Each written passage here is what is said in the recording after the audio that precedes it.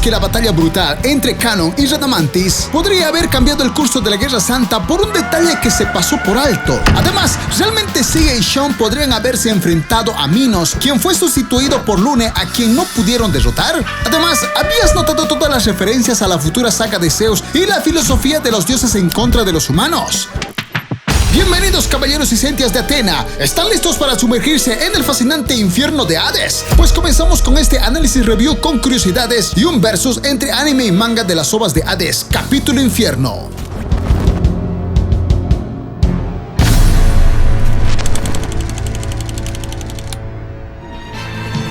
Hoy presentamos La Corte del Silencio.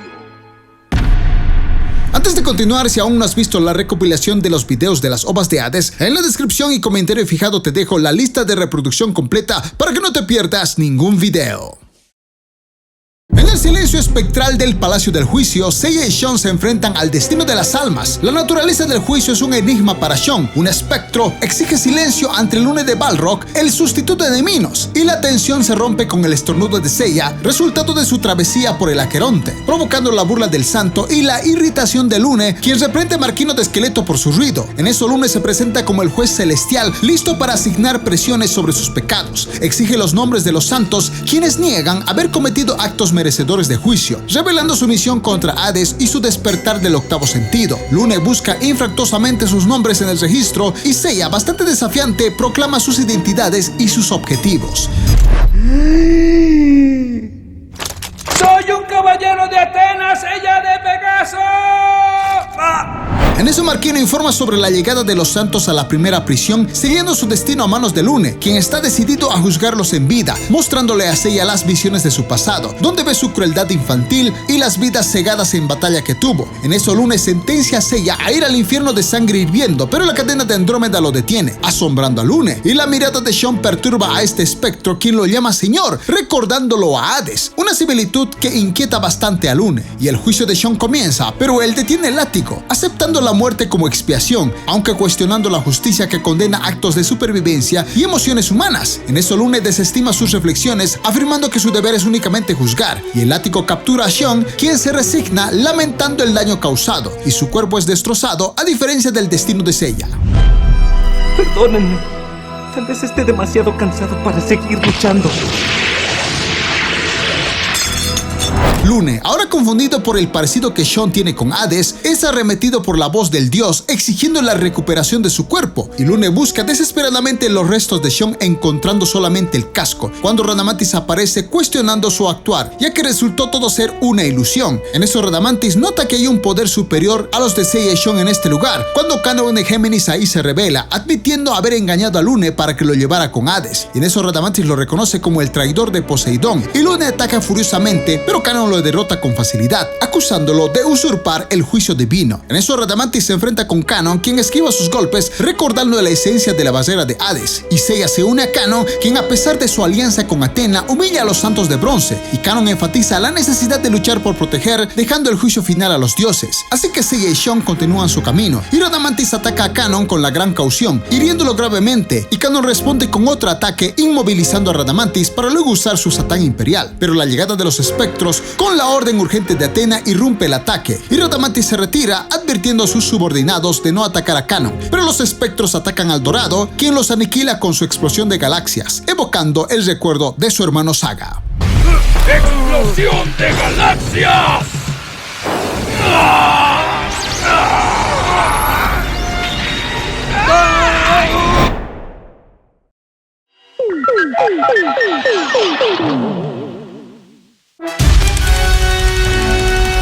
Curiosidades. Título del episodio: Silencio en la sala. El título para España: El Tribunal Silencioso. Y el título para Hispanoamérica: La Corte del Silencio. Esta obra está basada en el manga de Saint Seiya de la saga de Hades, del volumen 18, el capítulo titulado El Tribunal Silencioso, y también del capítulo Kanon parte hacia la batalla. La fecha de estreno de esta obra fue el 17 de diciembre del año 2005 en su idioma original. Primer dato interesante: tanto en OVA y manga notamos como Minos de Grifo no se encontraba en la primera prisión, dejando como sustituto a Lune de Balrog. Y esto porque incluso Radamantis en su primera pelea contra Kanon fue convocado al igual que a Iacos para la llegada de Hades, a quien ni ellos podían ver más que por las cortinas. Esto en el siguiente episodio, dejándonos con la duda de qué hubiese pasado si Seiya y Xion se hubiesen enfrentado como santos de bronce a Minos de Ayacos, ya que mucho más adelante el único que se le enfrentó fue Yoga. Segundo dato interesante, como bien dijimos en ovas pasadas, los espectros no son cuidados por Hades y los demás jueces, y no por nada, Pandora dejó morir al espectro Rana en manos de Seiya para que ella pudiese regresar inmediatamente al inframundo. De hecho, cuando Giganto y los demás espectros se toparon con Shaka, quien los derrotó, se enteraron ahí de que Hades les había mentido con darles la vida eterna. Pero también vimos que en esta ova, el mismo Lune acaba con la vida del espectro marquino de Esqueleto, evidenciando con esto que Hades es tan malévolo que usa a sus espectros para su beneficio propio. Tercer dato interesante, cuando Lune le muestra a Seiya sus pecados, más el haber asesinado a varias personas en batalla, y Seiya aclara que lo hizo en nombre de la justicia, en el manga Lune aclara que solo los dioses tienen derecho de aplicar la muerte y la justicia, evidenciando con esto el posible temor o el por qué los dioses quieren eliminar a los humanos, pues estos se han revelado ante su justicia, que solo debería ser aplicado por los dioses. Y dato interesante para la futura saga de Zeus, con todo lo visto en el Next Dimension y los viajes en el tiempo, de hecho, este mismo dilema sucede con Xion, quien le dice a Lune, aclarando que el ser humano debe matar animales y arrancar plantas para alimentarse o vivir, o sea que uno mismo está como destinado a hacer lo malo, y si es así, ¿por qué sería juzgado si es inevitable hacer tales actos? Donde Lune no tiene respuesta, ya que solo un dios podría responderle, pues él solo tiene la función de impartir justicia según las leyes de Hades. Y una vez más, estos datos son claves para lo que veremos en la futura saga del Olimpo, humanos rebelándose a las órdenes o leyes de los dioses que crean errados. Y en Senseiya Ten ya vimos una nueva rebelión. Athena recuperó la memoria y seguro los demás caballeros también lo harán, y la ira de Apolo descenderá para castigarlos una vez más. Cuarto dato interesante, la escena donde Canon controla a Radamantis y está a punto de usar su Satán Imperial para que Wyvern le corte la cabeza a Hades y además lo guíe con él, es detenido por los demás espectros, dejándonos con la pregunta de qué hubiese pasado si Canon usaba el Satán Imperial contra Wyvern. Una especie de what if interesante, pues ya vimos cómo el Satán Imperial controló al Caballero de Cristal, a Yoria de Leo y en el manga a Jorge para volverse en Guilty y así entrenar a Ikki. En fin, una teoría interesante que quizá nos mostraría una guerra distinta a la ya vivida en Senseiya, la saga de Hades. Además, recuerda que si tienes otros datos interesantes que no se mencionaron, puedes dejarlo en los comentarios.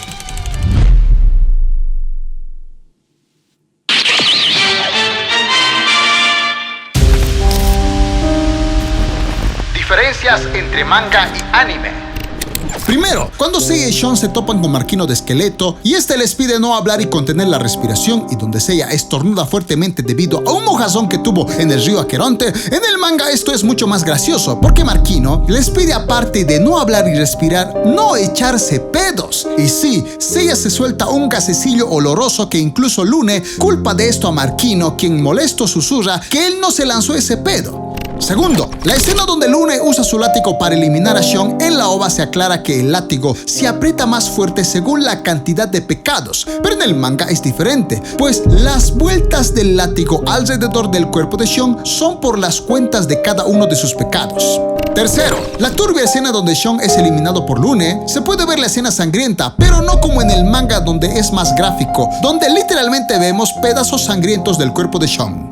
Cuarto, si bien en la ova no se muestran las partes del cuerpo de Xion más que su armadura, y ahí es donde aparece el espíritu de Hades para que Lune busque las partes del cuerpo de su dios y solamente encuentre la cabeza de Xion, en el manga es un poco más perturbador, dado que Lune ve la cabeza despedazada de Xion y al levantarla la cabeza misma le habla, evidenciando que era el dios Hades, lo que nos debería llevar a la pregunta de si acaso Canon sabía que Xion realmente era Hades, o solo al ver que Lune lo confundió así, creó esta misma ilusión solamente para confundirlo. Quinto, a diferencia de la ova donde Xion y Seiya notan que Lune no está y deciden seguir su camino, en el manga vemos como Seiya y Xion van por las gradas del templo para salir por la puerta trasera, donde además aclaran que hay un viento huracanado en este camino al segundo infierno. Sexto, cuando Radamantis aclara a Lune que hay un ser más poderoso que ha ingresado al inframundo y saben que está oculto pero cerca de ellos, y Lune se entera que se trataba de Canon, en el manga es diferente, ya que Lune en un inicio creía que quizás se trataba de Doko de Libra, y Lune nunca encontró a Canon, sino era Canon quien, sin mostrarse visible, avisó a fuerte voz que estaba cerca de ellos.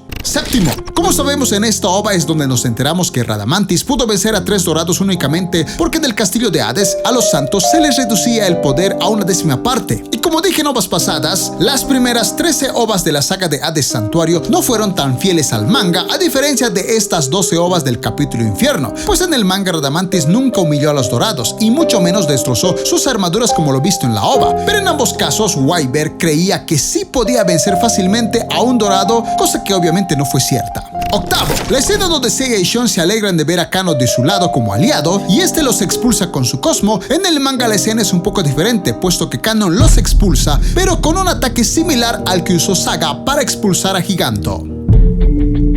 Ya para este punto necesito hacerte un par de preguntas con respecto a esta ova. ¿Crees que Seiya y Shon, que no pudieron contra Lune, habrían podido luchar contra Minos? Y por cierto, ¿por qué Doko, si bien fue mencionado en el manga y en ambos casos no tuvo tanta importancia ni aparición en esta saga como la que tuvo Kano y los demás santos de bronce? ¿Cuál crees que sería la razón? Recuerda que tus respuestas las puedes dejar en comentarios, como otras dudas y curiosidades que te dejó esta ova.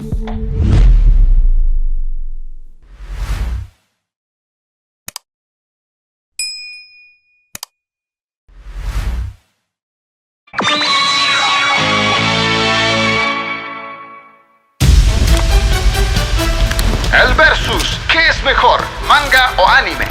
Definitivamente el manga tuvo muchísima más similitud a las ovas de este capítulo Infierno porque se parecen bastante, a diferencia del capítulo Santuario donde había una clara diferencia. Pero en este punto tanto manga y ova me dejan con una pregunta que justamente necesito que tú me des como respuesta, pues sería interesante ver cómo Seiya y Shon se habrían enfrentado al juez del infierno, en este caso a Minos, y qué tanto hubiese brillado Doko de Libra, dado que la única pelea en que la vimos batallar fue contra Shon. Y sigo pensando en qué pasaría si Kanon hubiese usado su Satán Imperial contra Radamantis para que este intentara acabar con el dios Hades, personaje que hasta este momento no había poseído a Shon en su totalidad. Así que por mi parte diré que tanto ova como manga hicieron un buen trabajo, más cuando ya se evidenciaba de que Shon era Hades o al menos se le parecía a él. Y quizá lo único negativo es que las ovas se alejaban de escenas fuertes y gráficas que siempre han sido exclusivas del manga.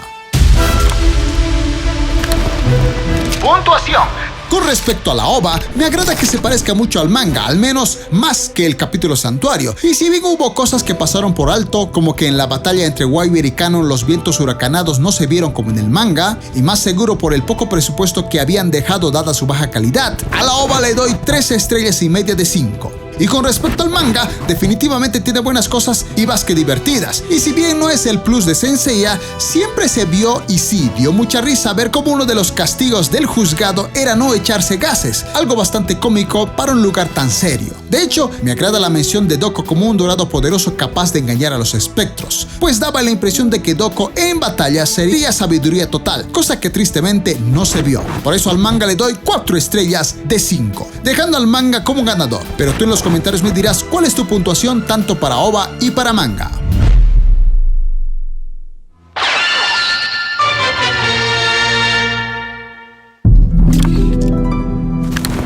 Opinión a la ova 2 de la saga de Hades, capítulo Infierno.